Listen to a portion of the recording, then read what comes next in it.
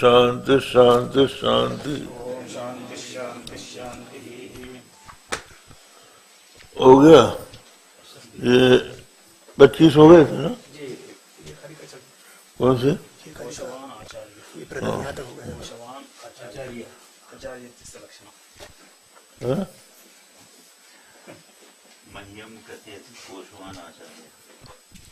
पंचविंशति का इत्येके षड्विंशति चा परे एकत्रिंशत् इत्याहु अनंत इति चा परे।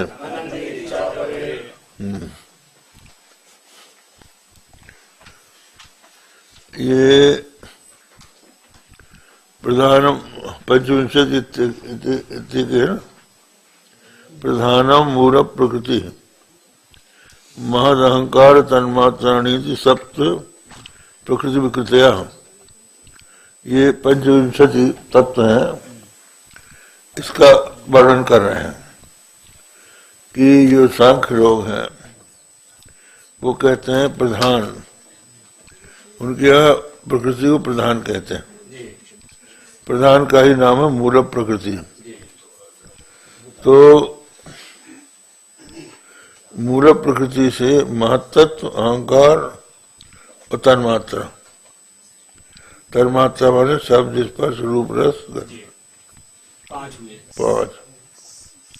तो महत्व, अहंकार, तन्मात्रा, ये जो सात जो है वो प्रकृति विकृतिया, प्रकृति और विकृति दोनों है। तो ये प्रकृति की तो विकृति है, प्रकृति के कार्य होने के कारण उसकी विकृति है, और अपने कार्यों की प्रकृति है।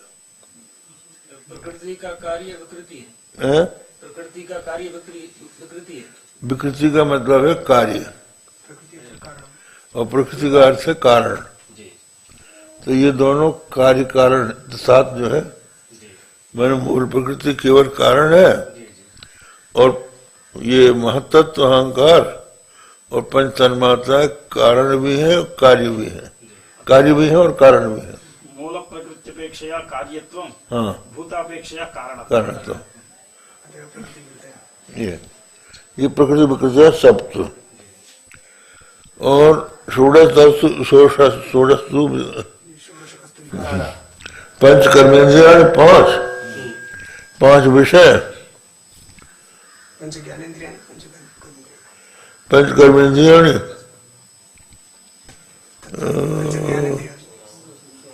पंच विषया। तो हो गया भाई, पंच कर्मेंद्रियाणि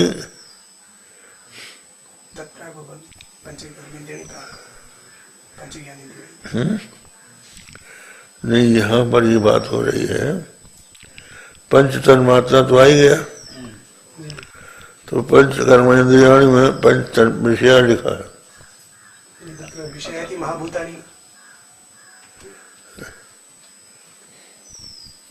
विषय तो शब्द स्पर्श होता है ना।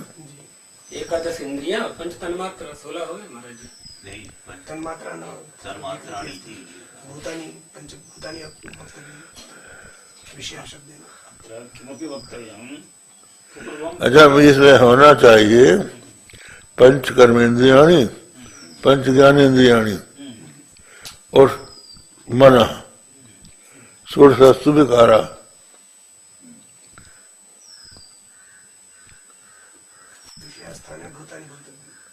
भूतानी होना चाहिए। ओहो, ठीक है, एक छूट गया था। पंच ज्ञानेन्द्रियाणि, पंच कर्मेंद्रियाणि, पंच कर्मेंद्रियाणि, पंच कर्मेंद्रियाणि 10, और 5 विषय 15। विषय माने पंचभूत, ठीक है। और मना षोडशस्तु विकारा, ये 16 हो गए। तो 16 और 7 और पूर्ण प्रकृति 25। पुरुषस्तु दृश्य स्वभाव पंचविंशति संख्या का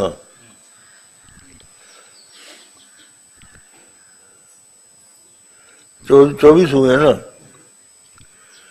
मूल प्रकृति 1 और 7 प्रकृति विकृति 8 और 16 विकार 8 और 16 और पंचविंशति पुरुष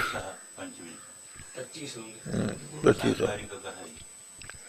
तो ये पुरुषत्व बुद्धि स्वामी पंचविंश संख्या का प्रपंचो वस्तुति संख्या बोले तच्च कल्प मात्रम पंचविंशति विशेषण से अव्यावर्तकत्वे वैवर्थ्यात् व्यावर्तकत्वे च व्यावर्त प्रवृत्ति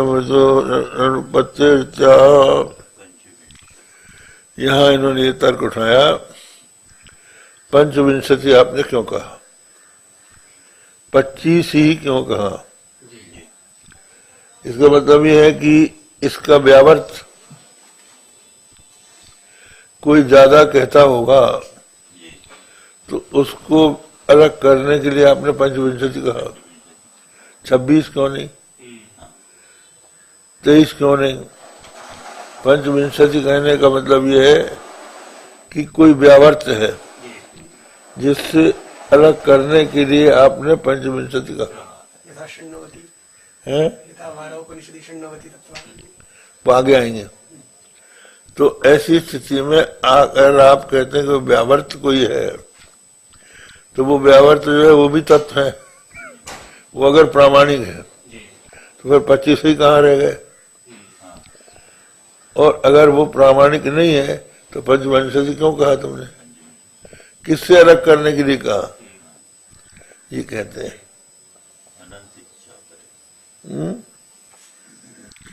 हो गया। पंचविंशति विशेषण से अव्याकर्तत्व वही अर्थात अगर वो अव्यावर्तक है माने अन्य से पृथक नहीं करता है। अन्य कोई होगा जिससे पृथक कर रहे हैं आपको 25, अन्य माने 26 और कोई दूसरी संख्या। तो अगर वो व्यावर्तक नहीं है तो व्यर्थ है। और व्यावर्तक होने के कारण व्यावर्त प्रमित प्रवृत्ति और अनुपत्ति, व्यावर्त यदि प्रमित है वो है प्रामाणिक है तो 25 क्यों है। वो व्यावर्त को भी साथ में गुनो है। और अप्रमिति अगर उसमें प्रामाणिकता नहीं है तो फिर वो व्यावर्तक उसके से व्यावर्त कर रहे हैं। टिप्पणी में कहा व्यावर्त प्रवृत्ति थी तत्व नाम पंचविंशति तत्व विशेषण न्यूनाधिक संख्या व्यावर्तनाय न्यूनाधिक संख्या च यदि प्रमिता तथा न संव्यावृत्ति भाग नहीं प्रमाण सिद्धम वस्तु अपलपितुम पार्यम यदि तो अप्रमिता तथा बिना भी विशेषण व्यावृत्ता आती विशेषण वही अर्थम। वही बात टिप्पणी में कह दिया। अगर कोई पंचविंशति तत्व से व्यावर्त कोई तत्व है, तत्व ही कहना होगा, तो वो प्रामाणिक है या अप्रामाणिक है।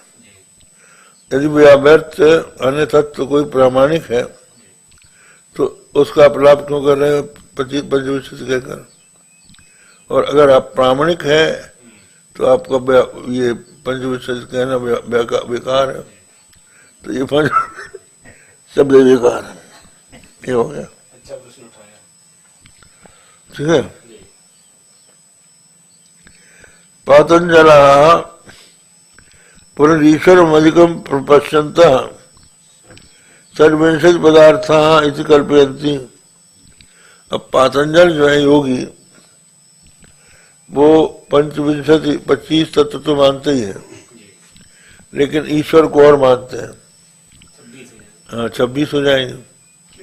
क्लेश कर्म विपाका शरीर अपरामृष्टा पुरुष विशेष ईश्वर कहते हैं दे क्लेश कर्म, क्लेश और कर्म विपाक। क्लेश पंच क्लेश होते हैं, अविद्या, अस्मिता, राग, द्वेष, अभिनिवेश, और कर्म, शुभाशुभ कर्म, और आशय, वासना या अंतःकरण, इनसे अपरामृष्ट, इनसे जिसका कोई संबंध न हो, ऐसा पुरुष विशेष ही ईश्वर है। स पूर्वेशाम भी गुरु काले नानवच्छेदात, वो पूर्वजों का भी गुरु है, उसमें काल का कोई विच्छेद नहीं है, सदा से ईश्वर है। ये पातंजल माने योगी कहते हैं, और ये मानना पड़ेगा कि कोई ईश्वर है। हाँ वही आगे है। तो ये बात जैनों के ऊपर भी लागू होती कि जैन जो है ये मानते हैं कि धर्माचरण से मुक्ति होती है। तो प्रश्न ये आता है कि किसी ने धर्माचरण करके मोक्ष प्राप्त किया है, ऐसा कोई व्यक्ति पहले तो था नहीं। तो क्या इसका कार्य कारण भाव कैसे सिद्ध हो गया? तो कोई सर्वज्ञ सिद्ध होना चाहिए, जो जानता हो कि धर्म और मुक्ति का परस्पर संबंध है, धर्म का आचरण करने से मुक्ति होती है। तो पहले आदमी किस तरह प्रवृत्त होगा? हम लोग तो ये कहते हैं कि भाई ठीक है, हमारे यहाँ श्रुति है, वो अनादि अपौरुष है, उससे हम जान लेते हैं ज्ञानान मुक्ति, तो ज्ञान के लिए प्रयत्न करते हैं। उनके यहाँ कोई श्रुति है नहीं, जो उनके सिद्ध हैं उनके वचन ही श्रुति है। हाँ, तो पहले सिद्ध हो गए तब उन्होंने ग्रंथ लिखा कि ग्रंथ लिखा तब सिद्ध हुए? धर्माचरण से मुक्ति होती है, तो मुक्ति को भी आश्रय चाहिए। मुक्ति भी किसी के अधीन नहीं, कार्य कारण भाव होना चाहिए ना। आप जो नग्न रहते हैं, तपस्या करते हैं, भूखे रहते हैं, संसारा करते हैं, इससे आप मानते हैं कि मुक्ति होती है। ये आपको किसने बताया? आचार्यवान होकर मानते हैं। आचार्यवान होकर मानते हैं वो लोग। क्या? यही प्रथम आचार्य कौन था? ऋषभदेव जी। ऋषभदेव जी को कैसे मालूम हुआ?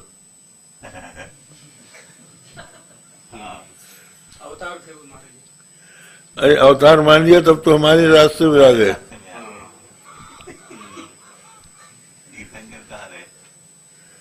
अवतार मान लिया तब तो हम लोग ईश्वर मान लिया। ईश्वर वो मानते नहीं है, वो कहते हैं जीव ही तपस्या करके ईश्वर बन जाएगा, और ईश्वर बनना ही मुक्ति है। सदा ऊर्ध्वगमन, तो ये है उसमें। तो जो योगी हैं पातंजल, वो ईश्वर मानते हैं। तो 25 तो सांख्य के हो गए और ईश्वर इनका हो गया। तो पुनरीश्वर अधिकम पश्यंत सर्वविंशति पदार्थ कल्पयन्ति तद युक्तम ईश्वर से पुरुषांतर भावात अधिकत्वानुपत्ते अनंतर भावे च घटवत अनीश्वरत्व प्रसंगात सर्वविंशति चेती। ये तो वो ये कह रहे हैं कि अगर ईश्वर पुरुष से अलग है, पुरुष जो है दृश्य स्वरूप है, दृष्टा है, तो अगर ईश्वर पुरुष से भिन्न है तो पुरुष के द्वारा देखा जाता है, ठीक है ना? पुरुष उसको देखेगा तो घट के समान वो भी जड़ हो जाएगा, दृश्य हो जाएगा। दृश्य हो जाएगा तो घट के समान वो भी दृश्य हो जाएगा। तो ऐसी स्थिति में आपको कहना होगा कि दोनों एक ही हैं, तो 24 को 26 को फिर 25 ही बनाओ।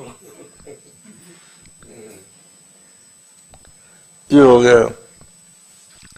अगर पुरुष के अंतर्भाव है उसका तो अधिक नहीं बनेगा, और अंतर्भाव नहीं है तो घट के समान अनिश्वरत्व हो जाएगा, इसलिए हो गया। अब आ गया पाशुपत।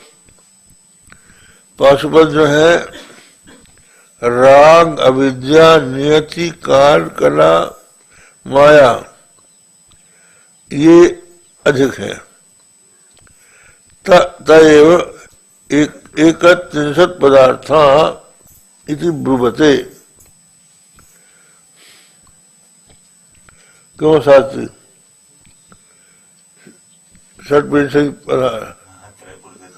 षट्त्रिंशत् त्रैपुर सिद्धांत है, तो उनमें ये जोड़ दिया 25 तो वो हो गए, और उसके साथ साथ राग 6, अविद्या 7, नियति 8, काल 9, कला 10, माया 11, 25 और 11 36 पंचविंशति और षट् अधुना पाशुपतं मतं वदति। षट्तं मतं तु आगमिष्यति। एकत्रिंशत् तत्त्वानि पाशुपतं मतं कितने हुए इनके? 31। तो ये हो गया 31। तो 1 अनंत पदार्थ वेदो न नियतो अस्ति थी क्वचित। इतने हो गया। तो कार्य का अच्छा ये बता रहे हैं ये हाँ यहाँ छूट गया था। 31 पदार्था इति ब्रूयते तन्ना क्लेशत्वेपि रागा विद्यो अवान्तर भेदवत् अस्मितादेवी तद्भिन्नत्वेन सांख्यातिरेकात् तस्य रागोपलक्षितत्वे तस्यापि अविद्योपलक्षितत्वेन न्यूनता पातात् अविद्या मायोच्चैकत्वात् अवान्तर्भेदे च नियतावपि तदुत्पत्ते। तो उन्होंने कहा क्लेशत्व भी, क्लेशत्व में भी राग अविद्या ये क्लेशत्व में अंतर्भाव हो जाए इनका। अविद्या अंतर भेदवत राग और अविद्या ये इन्हें क्लेश के भीतर आ जाएंगे।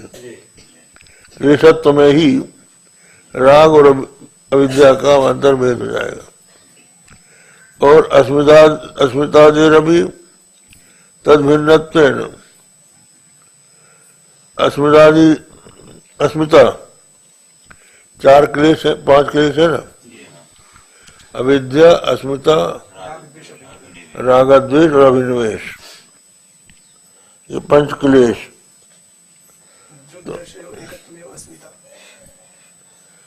तो ये कह रहे हैं कि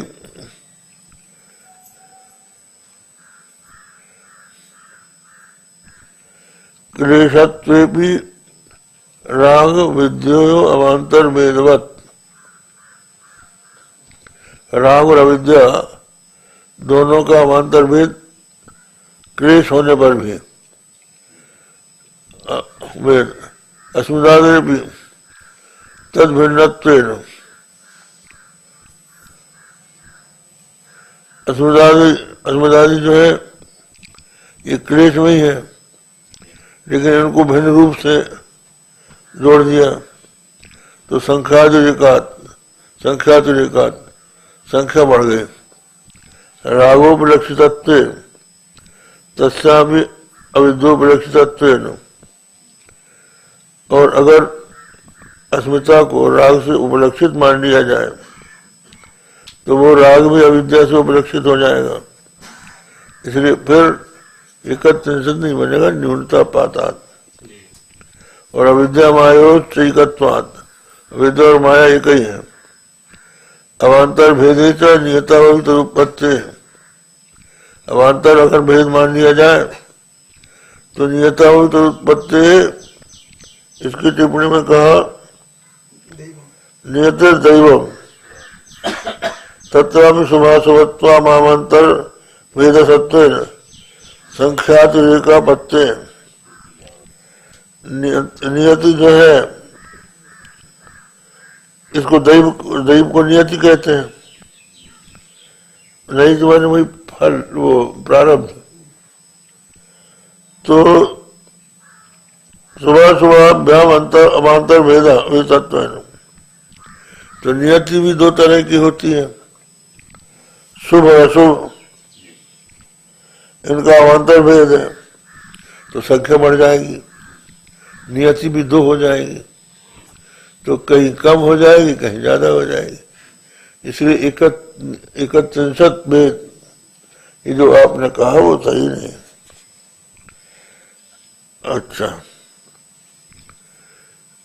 एक विंशति कहा तिथ्यावरण तीसरा बड़े, और कुछ लोग कहते हैं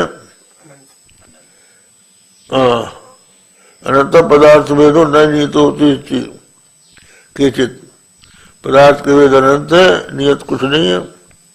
तदपि न बाजीराम विवाद दर्शनात्, बाजी लोग उस पर भी विवाद करते हैं। और विवाद सचा ज्ञान मूर्खता, विवाद जो है ज्ञान मूलक। अब आगे लोकान लोक विद प्राहु आश्रमा इति तद्विदा श्री पुण्यपुंसकम रेंगा परा परमथा बले। अब आगे कहा लौकिका लोकान लोक विदा, लौकिका जो लौकिक लोग होते हैं, लोकानुरंजन में तत्वमिति लौकिका, लोक को प्रसन्न रखो, उनका रंजन करो, यही उनका सिद्धांत। तदपि ब्रह्म मात्रम, तभी आपका ब्रह्म मात्र है। भिन्न ऋषित्वात् रंजन से ईश्वरेण भी कर्तुम शक्यत्वात्, सबकी भिन्न भिन्न रुचि है, सबको आप प्रसन्न कैसे कर सकते हो? भगवान भी नहीं कर सकते। भगवान भी चाहे कि सब लोग प्रसन्न हो जाएं तो कैसे हो सकता है? वही हम दृष्टांत दिया करते हैं। एक किसान था, उसकी दो बेटियां थी, दोनों बेटी एक ही गांव में ब्याही थी। एक के घर में खेती होती थी और दूसरी जो है कुम्हार का काम करती थी, बर्तन बनाती थी मिट्टी के। तो बाप अपनी बेटियों का कुछ समाचार लेने गया तो बेटी जो किसान थी उससे पूछा, बेटी क्या हाल है? बोला, पिताजी फसल आई खड़ी है, एक पानी की जरूरत है और बादल भी आ गए हैं, अगर ये बरस जाए तो घर में अनाज आएगा और नहीं तो आई हुई खेती सूख जाएगी। उसने कहा, हे भगवान बरस जाओ। उसके बाद कुमार बेटी के यहाँ गया बाप, बेटी क्या हाल है? कहा, पिताजी बड़ी मुश्किल से कर्ज लेकर हम लोगों ने घड़े बनवाए हैं और बनवा के सब कोयला वोयला लेके आवा बनाया है और आज ही उसको रखा और आग लगाई है। अगर ये बादल आ गए, पानी बरस गया तो सब घड़े गल जाएंगे, हम क्या खाएंगे? कर्ज और हमारे सिर पे चढ़ जाएगा। तो बाप कह रहे ये भगवान बरस जाओ। अब भगवान क्या करे, बरसते हैं तो कुम्हार लड़की का नाश होता है और नहीं बरसते हैं तो किसान का नाश। तो लोगों की अनेक प्रकार की रुचियां हैं। कोई खारा अच्छा समझता है, कोई मीठा समझता है। हाँ, सबको एक सा भोजन अच्छा नहीं लगता, सबको एक से कपड़े अच्छे नहीं लगते। कहाँ तक लोग प्रसन्न करोगे? ये कौन लोग को आराधित कर सकता है? लोग दक्ष प्रभृतित्वासमा परमार्था इति समर्थयन्ते। दक्ष जैसे लोग आश्रम ही परमार्थ है ऐसा कहते हैं। तदसत ये नहीं हो सकता। विशेष से आश्रम शब्दार्थत्व शूद्रादेर भी प्रसंगात। कहते हैं आश्रम से क्या मतलब का? वेश। जैसे किसी ने मोहनजी मेखला धारण कर ली, वो ब्रह्मचारी। जिसने गिरवा वस्त्र पहन लिया वो सन्यासी। तो क्या शूद्र भी धारण कर ले तो क्या मान लिया जाएगा? तो शूद्र को आप मानोगे नहीं, क्योंकि उसकी जाति वो नहीं है, दूसरी जात का। जातेश्च दुर्विचत्वात्। जाति का कुछ वचन नहीं कह नहीं सकते कि जाति क्या चीज है। तन्मूल से आश्रमस्य दर्शितुम अशक्यत्वात्। जाति अगर न हो तो आश्रम बता ही नहीं सकते। पहले वर्ण होगा तब न जाति होगी। तो संस्कार से जो देह समवायित थे, और संस्कार जो है देह समवायित थे, संस्कार शरीर में होंगे। पारलौकिकत्व होगा, पारलौकिक वो शरीर ही संस्कार रहेंगे शरीर में, पारलौकिक रहेंगे नहीं।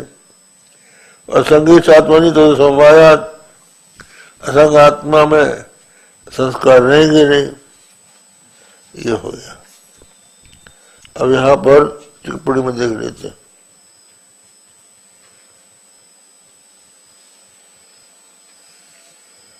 जाति चाहते है ना, तत्त जाति मत पुरुष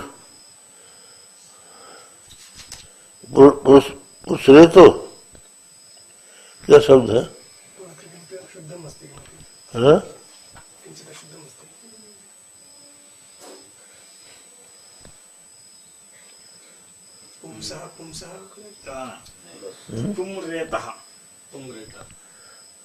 तत्तज्जातिमत् पुंसरेतो अत्र पुरुषस्य रेत इत्यर्थः।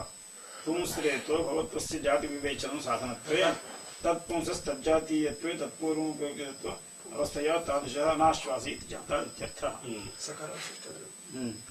मतलब यह है कि किसी कौन जाति है उसके बाप के वीर के आधार पर निश्चित होगी, ये उनका कहना है। जिस बाप के रेत से बच्चा पैदा हुआ, अगर वो ब्राह्मण है तो वो भी ब्राह्मण माना जाएगा। आप यही कहेंगे। वो किसके द्वारा पैदा हुआ उसकी जाति का निर्णय कैसे होगा? उसकी जाति का निर्णय कैसे होगा? इसलिए जाति जो है दुर्वच है, कह नहीं सकते। तो आश्रम भी दुर्वच है। इनको तो खंड नहीं करना है।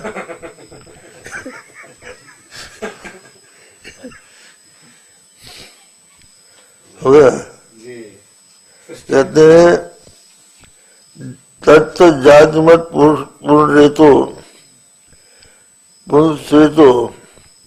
भवत्वस्य जाति विवेचनम साधनत्वे तत्पुंसस्तज्जातीयत्वे तत्पूर्व अपेक्षा इत्येवं अनवस्थाया सदृशो अनाश्वासे एव जातौ। अब वैयाकरण वैयाकरणास्तु स्त्री पुरुष नपुंसकम शब्दजालम रत्नम इति वर्णयन्ति। स्त्री पुरुष नपुंसक शब्द जाल जो है यही तत्व है, बस यही है। वो लिखते रहते हैं कि जो तुम बोल रहे हो स्त्रीलिंग को पुल्लिंग में बोल दिया तो अशुद्ध हो गया,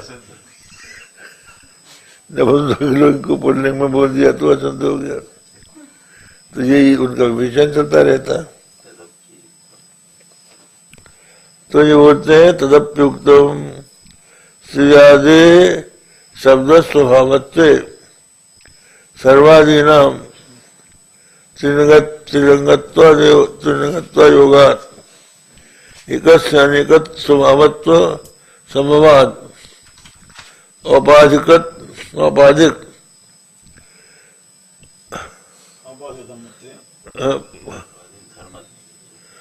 धर्मत्वे च तस्य अवस्थित्व प्रसंगात् इत्यादि स्त्री पुरुष नपुंसक विधि। ये हो गया। क्या स्त्री आदि जो है शब्द का स्वभाव है? सच बात तो ये है कि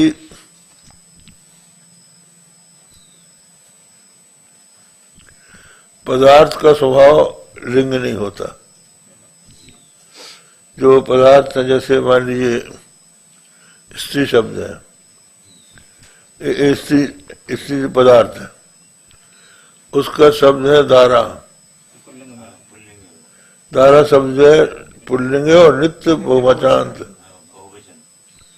तो इसलिए ये कहना होगा कि लिंग और विभक्ति शब्दगत होती है, शब्दार्थगत नहीं होती। तो ये यहाँ कह रहे हैं कि सर्वाधीन जो उपसर्ग है, सर्वाधि उपसर्ग, सर्वनाम, सर्वनाम तो तीनों लिंग में चलते हैं।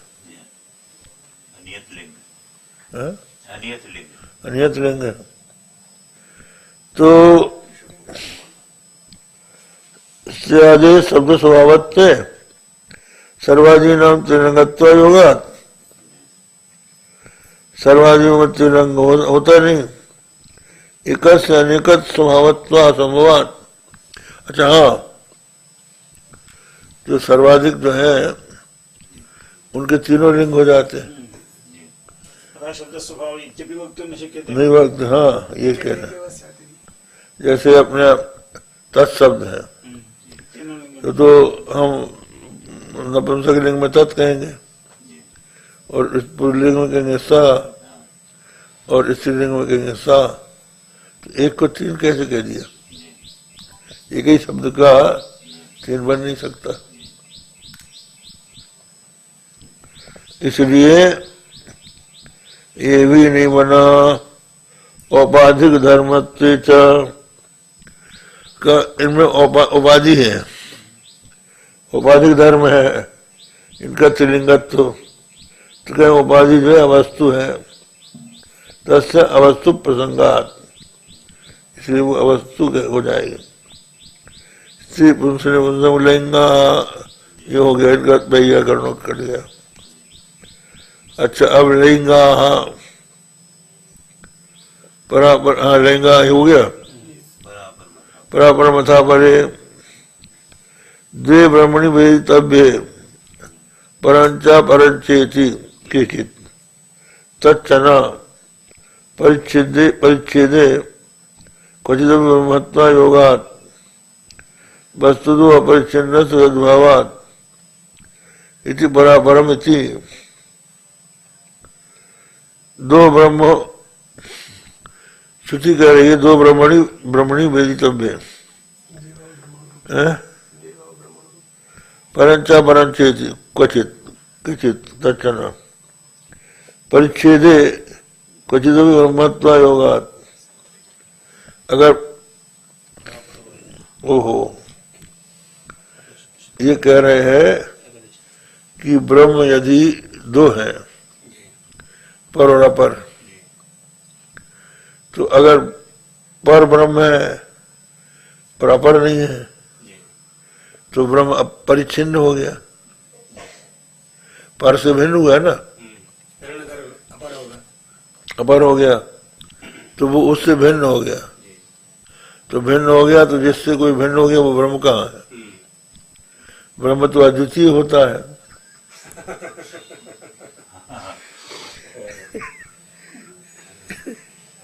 बहुत अच्छा उठाते हैं। तो अगर आप परिच्छेद दें और अगर वो ब्रह्म से भिन्न है अपर, तो ब्रह्म नाम क्यों दिया उसका? कार्य ब्रह्म कहा नहीं, वो ब्रह्म के शब्द में क्यों लागू होगा? तो ये इसकी टिप्पणी है कुछ, हाँ? अपरिच्छिन्न से अवस्तु परिच्छेद, अपरिच्छिन्न से अवस्तु परिच्छेद रहित से इत्यर्थ। जो अपरिच्छिन्न है, हाँ, वस्तु परिच्छेद रहित, वस्तु परिच्छेद रहित होता है। तो दो वस्तु हो गई, पर ब्रह्म और अपर ब्रह्म। तो वस्तु परिच्छेद हो जाने से वो ब्रह्म रहेगा नहीं, न पर रहेगा न ब्रह्म अपर रहेगा। तो ये हो गया बराबर सृष्टि विदो लय तद्विदा स्थिति विदा सर्वे चेतु सर्वदा। ये हो गया। हाँ, कहते हैं सृष्टिर्वा लयोवा स्थितिर्वा तत्वमसि प्रामाणिका। पौराणिक कहते हैं सृष्टि लय और स्थिति यही तत्व है।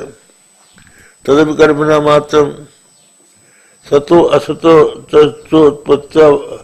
उत्पत्त्याद्य भावस्य भक्षमाणत्वात् इति मत्वा। तो कहें सत और असत इनका उत्पत्ति आदि हो नहीं सकती, ये बस समझ लो। आगे इसका आएगा तर्क। माने कारण से कार्य उत्पन्न होता है। सृष्टि पहले अगर थी तो भाई उत्पत्ति कहाँ हुई? हाँ, ये कारण से कार्य उत्पन्न होता है। तो कारण में कार्य अगर है तो उसकी उत्पत्ति की जरूरत कहाँ? तो आई है, और नहीं है तो कहाँ से उत्पन्न हो जाएगा? तो कार्य सत है कि असत है? तो सत से सत उत्पन्न होता नहीं, और असत से असत की उत्पत्ति होती नहीं। इसलिए ये सृष्टिवाद भी ठीक नहीं है। यहाँ इसको काट दिया। तो सर्वे चेहेतु सर्वदा,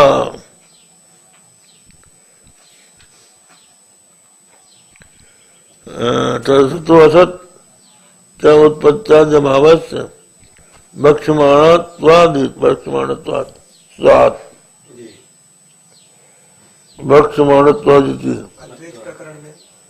सत्य 27-28 कार्यक्रम द्वैत प्रकरण में आएगा।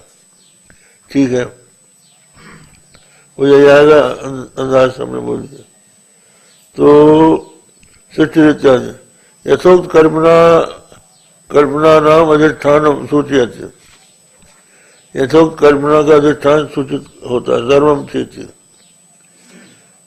उदाहरता कल्पना भेदा यावंतो विद्यन्ते ते सर्वे अति प्रकृतात्मन्येव कल्पनावस्थायां कल्पन्ते नात्मना कल्पितत्वम्। कहते हैं जिनका हमने उदाहरण दिया और जिनका उदाहरण नहीं दिया, ये सब कल्पना भेद है। जितने भी हैं ये कल्पना भेद, सर्वे भी प्रकृत आत्मा में ही कल्पनावस्था में कल्पित होते हैं।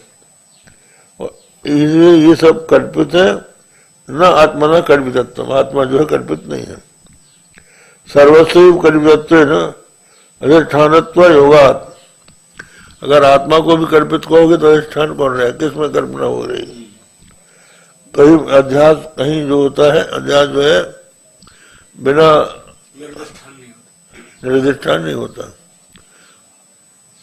किंचित क्वचित अध्यास्य थे, नियम है। किंचित कुछ भी, क्वचित कहीं कहीं अध्यस्त होता है। जैसे हमको सर्प का भ्रम होता है, अध्यास होता है, तो रस्सी में होता है। रजत का अध्यास होगा तो सुक्तिका में होगा। ऐसा नहीं कि चाहे जहां हो जाए। आत्मा कल्पित है। और प्राणादि श्लोकेशु प्राण शब्दात् महाप्राणी थी तस्यैव बीजात्मनो विकार विशेषत्वात्। भाष्य में दिले। अच्छा, प्राज्ञो बीजात्मा तत्काल वेदा चिंतनता। अच्छा हाँ, ये सब के सब प्राण प्राग बीजात्मा। बीजात्मा क्या हुआ? ईश्वर, ईश्वर भिन्न। तत्काल वेदा ही तरे स्थित्यंतरा। प्राण प्राग बीजात्मा तत्काल वेदा ही तरे स्थित्यंता। प्राण प्राज्ञ और बीजात्मा ये परमात्मा है। तत्काल भेदा इतने जो स्थिति तक जहां तक ये बताए गए हैं वो सब उसके कार्य है। अन्य च सर्वे लौकिका सर्व प्राणी परिकल्पिता भेदा। और जितने भी लौकिक हैं सर्व प्राणी परिकल्पिता भेदा, सब प्राणियों के द्वारा परिकल्पित जिस भेद है वो कल्पित है रज्ज्वामिव सर्पादय। रज्जु में सर्पा के समान। तत्शून्य आत्मनि आत्मस्वरूप निश्चय। आत्मस्वरूप निश्चय हेतु अविद्या कल्पिता। आत्मा इनसे रहित है, उसमें उस आत्मा के स्वरूप का निश्चय न होने के कारण अनिश्चय ही अविद्या है, उससे ये कल्पित है।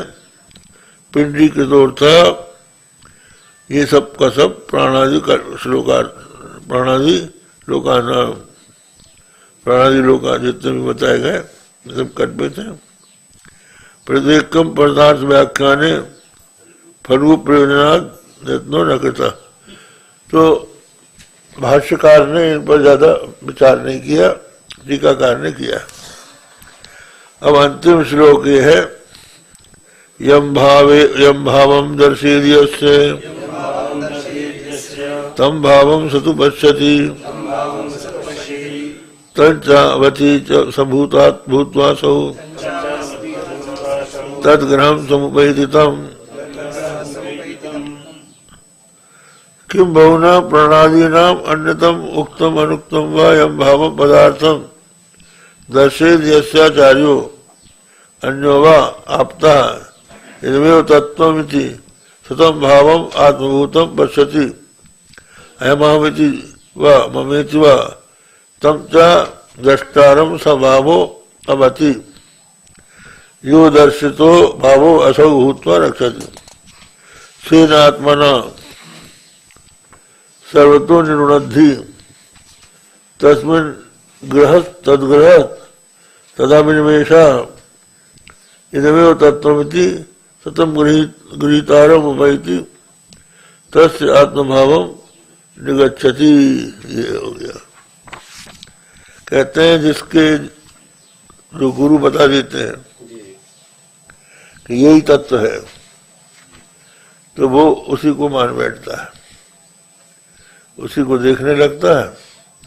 यम भावम पश्येद्यस्य तम भाव दर्शेद्यस्य। जो भाव दिखा देता है आचार्य वो मान लेता है, और वही जो उसकी मान्यता है सचावती च भूत्वा सौ, इसकी टिप्पणी देखते हैं।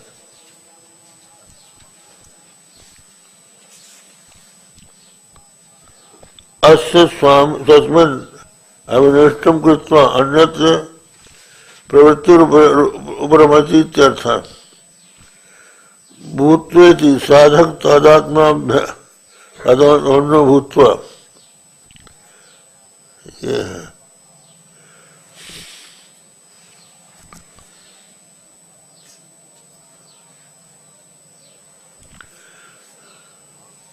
आचार्य जिसको जो बता देता है वो और जगह से उपरम होकर उतने ही को मानता है और वो उसी की रक्षा करता है। हाँ, भूतवारु तदग्रह सौंपयितम, उसका ग्रहण कर, उसको आग्रह करके उसी का वो मान बैठता है। यही परमार्थ तत्व है। ये परमार्थ तत्व ही मान बैठता है, परमार्थ तत्व कोई नहीं, ये कहना। ओम भद्रम कर्णे विष्णुयाम देवाः भद्रम पश्येमाक्षभिर्यजत्राः स्थिरैरङ्गैस्तुष्ट्वाग्मं सत्तनूभिर्विषेम देवहितं यदायुः स्वस्ति न इन्द्रो वृद्धश्रवाः स्वस्ति नः पूषा विश्ववेदाः स्वस्ति नस्तार्क्ष्यो अरिष्टनेमिः स्वस्ति नो बृहस्पतिर्दधातु। ओम शांति शांति शांति।